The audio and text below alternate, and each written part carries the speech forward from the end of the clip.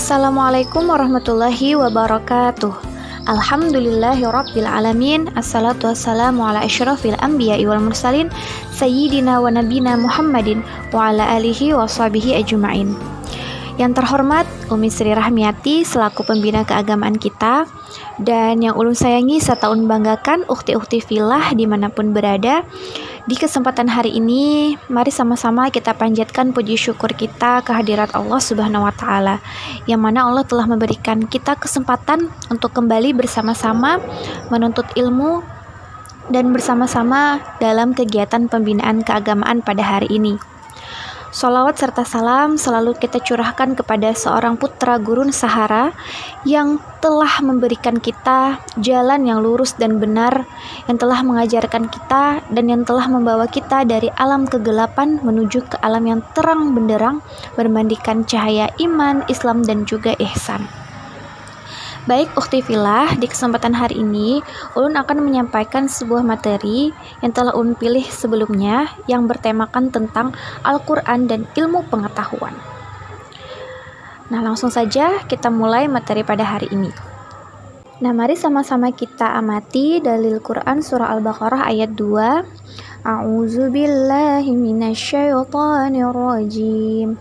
Bismillahirrahmanirrahim. Dzalikal kitabu la raiba fih hudal lil muttaqin. Artinya, kitab Al-Quran ini tidak ada keraguan padanya, petunjuk bagi mereka yang bertakwa. Nah, ukhti fillah, di awal-awal surah dalam Al-Quran, Allah sudah memberikan jaminan kepada kita bahwa Al-Quran itu adalah benar, tidak ada keraguan, dan isi dari Al-Quran itu adalah petunjuk bagi orang-orang yang bertakwa.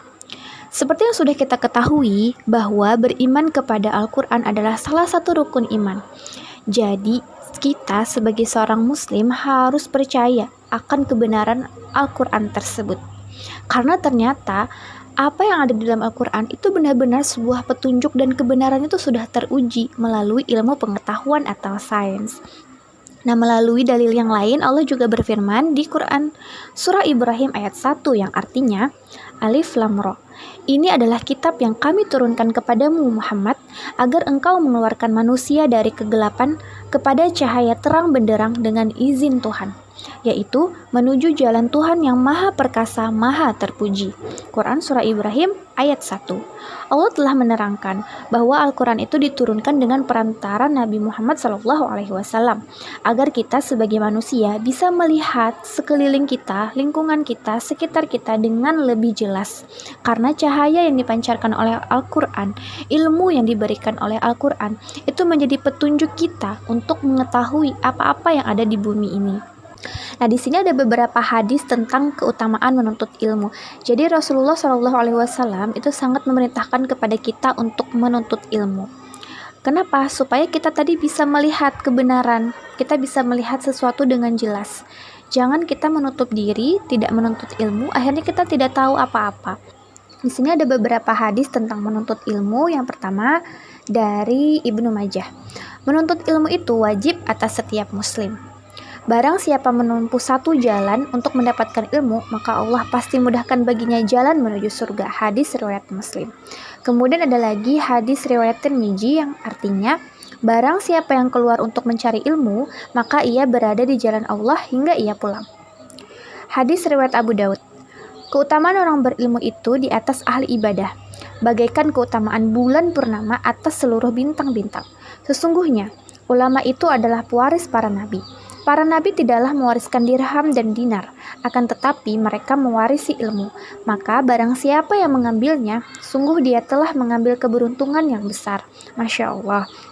Rasulullah sangat merintahkan kepada kita untuk menuntut ilmu, dan Allah akan mengangkat derajat orang yang mau menuntut ilmu. Nah, salah satu cara untuk kita mendapatkan pengetahuan yang banyak dan berlimpah itu dengan cara kita mempelajari Al-Quran.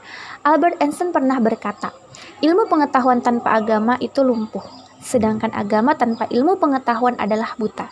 Artinya harus seimbang nih ukhti fillah antara agama dengan ilmu pengetahuan. Hubungan antara Al-Quran dengan ilmu pengetahuan ibarat dua sisi mata uang yang tidak dapat dipisahkan. Al-Quran menghormati kedudukan ilmu dengan penghormatan yang tidak dapat ditemukan bandingannya dalam kitab-kitab suci yang lain. Bahkan, kata ilmu sendiri itu disebut sebanyak 778 kali dalam Al-Quran. Itu belum termasuk turunan dari kata ilmu seperti al-alam, al-alamin, alamat, yang disebut sebanyak 76 kali. Nah, pandangan Islam terhadap ilmu pengetahuan ini bertolak belakang dengan pandangan para ilmuwan barat, karena sebagian besar dari mereka masih berpaham materialis. Mereka menganggap ilmu pengetahuan tidak dapat disatukan dengan agama. Nah, sejarah mencatat, pada abad pertengahan, banyak sekali para ilmuwan yang dahulu itu dihukum mati oleh pihak gereja karena mereka menemukan teori-teori ilmiah yang dianggap bertentangan dengan paham gereja. Sebut saja Galileo Galilei, Nicholas Copernicus, Sir Isaac Newton, William Harvey. Mereka yang pada waktu itu memberikan teori tentang alam semesta atau tentang kehidupan yang ada, tetapi bertentangan dengan kitab perjanjian lama atau perjanjian baru, itu dianggap sebagai orang kafir oleh pihak gereja, sehingga mereka akhirnya dieksekusi. Nah, berbeda dengan Islam. Islam adalah agama yang mengajarkan bahwa ilmu pengetahuan dan juga agama itu adalah suatu kesatuan yang saling berhubungan dan saling melengkapi. Al-Quran sebagai sumber ilmu pengetahuan, dan ilmu pengetahuan adalah sarana untuk mengaplikasikan segala sesuatu yang tertuang dalam ajaran Islam. Bukti bahwa Islam merupakan agama yang menekankan pengembangan ilmu pengetahuan adalah adanya ratusan ayat yang membicarakan tentang petunjuk untuk memperhatikan bagaimana kerja alam dunia ini. Tidak kurang dari 750 ayat dari 6.000-an ayat yang ada pada Al-Quran itu memberikan gambaran kepada manusia untuk memperhatikan alam sekitarnya. Selain itu, biasanya ayat-ayat yang membahasnya diawali maupun diakhiri dengan sindiran-sindiran seperti, apakah kamu tidak memperhatikan? Apakah kamu tidak berpikir? Apakah kamu tidak mendengar? Apakah kamu tidak melihat? Sering pula diakhiri dengan kalimat seperti sebagai tanda-tanda bagi kaum yang berpikir. Tidak dipahami kecuali oleh ulul albab. Nah, jadi ukhti-ukhti fillah, Islam adalah agama yang sangat memperhatikan atau sangat mendukung ilmu pengetahuan. Melalui Al-Quran, kita diajarkan bahwa kalam-kalam Allah itu benar adanya dan terbukti oleh berbagai macam penemuan dari para penemu atau peneliti yang sudah membuktikannya. Nah, di sini ada beberapa dalil yang ada pada Al-Quran yang sudah terbukti secara ilmiah kebenarannya. Seperti Quran Surah Yasin ayat 38 yang artinya, dan matahari berjalan di tempat peredarannya. Demikianlah ketetapannya maha perkasa lagi maha mengetahui. Jadi benar sekali bahwa matahari itu adalah sebagai pusat tata surya. Juga masih banyak lagi ayat-ayat Al-Quran yang lain seperti menerangkan tentang madu yang bisa digunakan sebagai penawar berbagai penyakit. Terdapat pada surah An-Nahl ayat 69.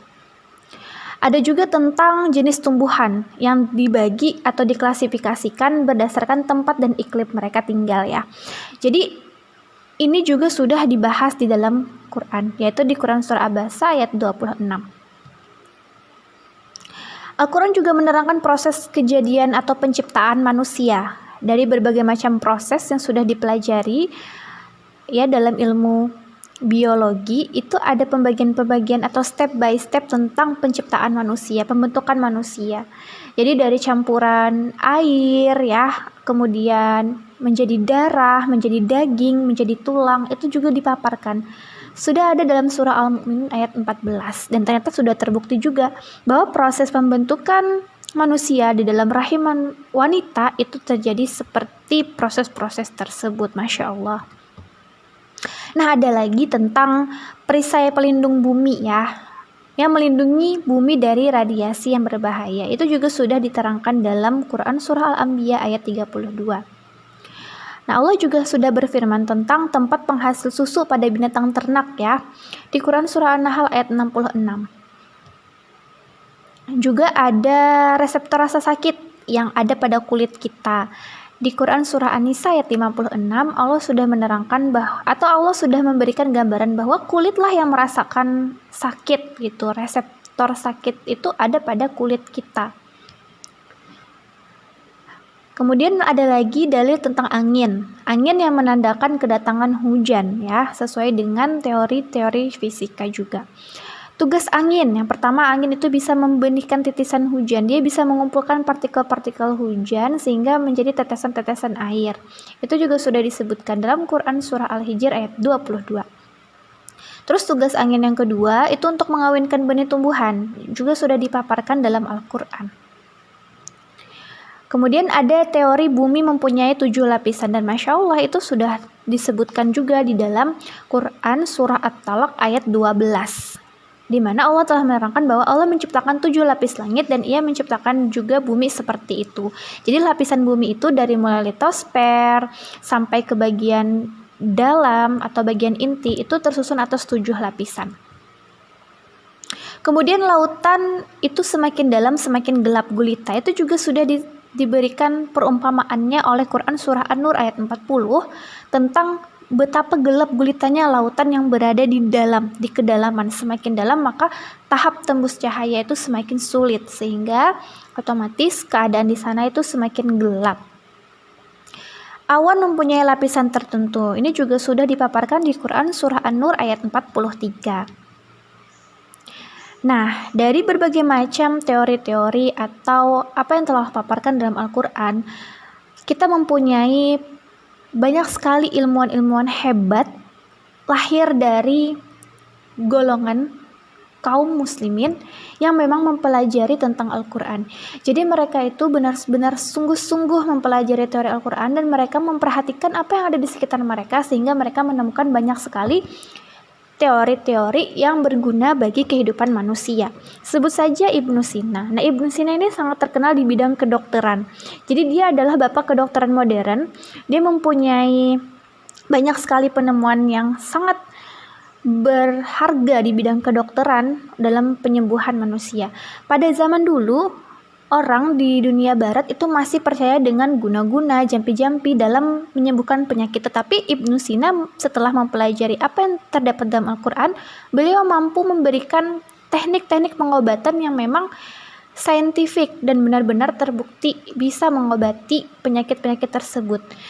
Beliau itu mendapatkan ilham dari mana? Dari Al-Quran, ukhti-ukhti. Jadi sungguh Al-Quran itu adalah petunjuk yang sangat-sangat bermanfaat bagi kita. Nah, contohnya seperti yang sudah dibuktikan oleh Ibnu Sina.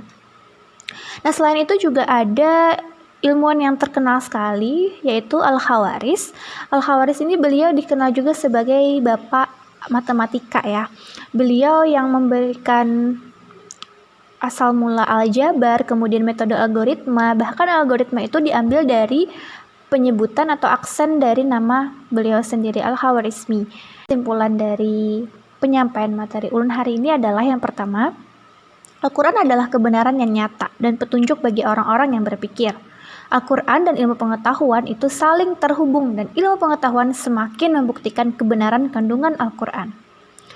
Sebagai seorang muslim ataupun muslimah, kita hendaknya terus semangat dalam mempelajari Al-Quran. Karena melalui Al-Quran kita dapat memahami berbagai hal dalam kehidupan kita.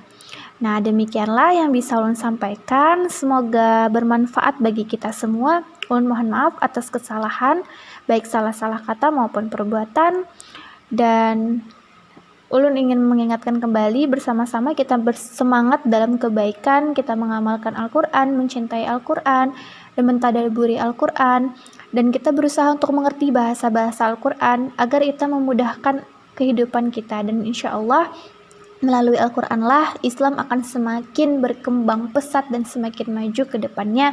Dan mudah-mudahan kita menjadi golongan orang-orang yang ikut serta dalam kemajuan dan kejayaan Islam. Amin ya rabbal alamin. Terima kasih Ukhti Fila yang sudah mendengarkan. Ulun akhiri. Wassalamualaikum warahmatullahi wabarakatuh.